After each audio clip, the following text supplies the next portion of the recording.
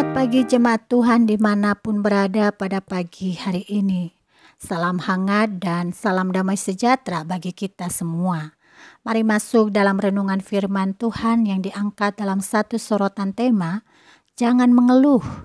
Dan firman Tuhan ini terambil dari 1 Tesalonika pasal 5 ayat 16 sampai 18, demikian tertulis.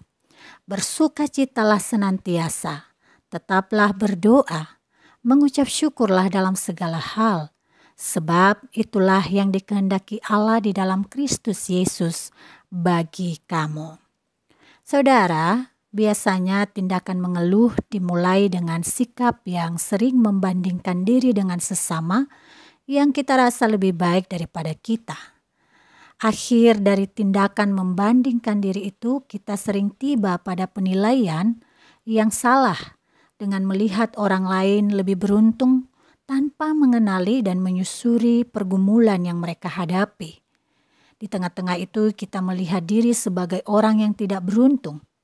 Ya, keluhan hadir ketika kita kurang menyadari bahwa dimanapun kita berada, selalu ada orang yang lebih pandai, lebih tampan, lebih cantik, lebih percaya diri, dan lebih kaya. Dan dalam kesempatan yang lain kita bisa jadi lebih beruntung dibanding yang lain. Namun saudaraku, kisah berikut ini barangkali kita bisa mengingatkan diri sendiri betapa tidak bergunanya sikap mengeluh. Seorang kakek yang mengeluh karena tidak mampu membeli sepatu, padahal sepatunya sudah lama rusak. Lebih pedih lagi terasa di hati kakek melihat dan membandingkan orang-orang yang memiliki sepatu bagus dan bisa mengganti sepatu lebih cepat dan lebih baik. Suatu sore kakek mengalami perubahan. Perubahan itu dimulai saat ia melihat seseorang yang tak mempunyai kaki, tetapi wajahnya tetap ceria. Dia melihat dirinya betapa lebih baik jika dibandingkan mereka yang tak punya kaki. Dan saat itu kakek berhenti mengeluh atas ketiadaan sepatu dan mulai bersyukur atas kaki yang dimilikinya. Saudara, renungan kita hari ini jelas bukan dalam rangka mematikan semangat juang, lalu mengajak untuk cepat berpuas diri atas segala hal. Renungan ini lebih tepatnya mengajak kita untuk menghargai atau memberi makna setiap pemberian Tuhan. Dengan demikian kita bukan hanya mengeluh atas kekurangan, lalu membawa kita pada keputusasaan, melainkan kita juga bersikap terus memaknai setiap pemberian Tuhan yang ada. Saudara, lebih khusus pagi ini firman Tuhan mengurai tuntunan bagi kita dalam menghadapi kehidupan yang terus diperhadapkan dengan berbagai macam kesulitan. Agar kita tidak mengalami stagnasi bahkan kehancuran, maka ketidakmudahan hidup harus kita sikapi dalam 3 sikap, yaitu bersukacita senantiasa, berdoa, dan mengucap syukur. 3 hal ini dapat kita lakukan untuk meresponi pengalaman hidup.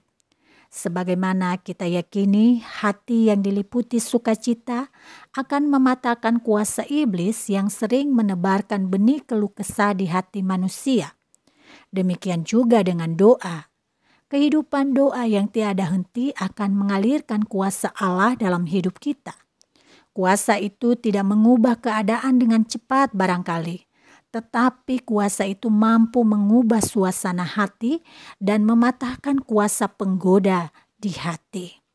Dan dengan sikap bersyukur kepada Allah dalam segala hal, kita seolah memberi bukti kepada dunia bahwa kita menyadari pemberian Allah yang tidak terkira, yaitu hidup yang telah ditebus dengan sempurna dan melebihi segala-galanya. Saudara, marilah berhenti mengeluh. Sebab keluhan jelas tidak mampu memberi jalan keluar atas sebuah masalah. Sikap yang terbaik harusnya kita miliki adalah belajar untuk bersabar dan terus mendekatkan diri kepada Tuhan Sang Pengendali kehidupan. Sebab Allah yang Maha Kuasa itu mengerti waktu yang tepat untuk menyatakan pertolongannya bagi kita semua. Karena itu, daripada mengeluh, akan lebih baik bersukacita, tetap berdoa, dan bersyukur selalu. Tuhan kiranya menolong kita. Mari menutup renungan ini dengan doa. Bapa yang baik, terima kasih kami diingatkan oleh sabda-Mu. Ampuni kami jika hari-hari kami lebih diisi dengan banyak keluhan daripada bersyukur, berdoa, dan bersukacita. Kini ajar kami ya Tuhan untuk mampu meresponi setiap pengalaman yang beragam dan beri kami hikmat untuk tetap melihat keindahan di balik setiap pengalaman hidup, termasuk yang getir sekalipun. Di dalam nama Yesus Kristus kami memohon dengan sungguh. Amin.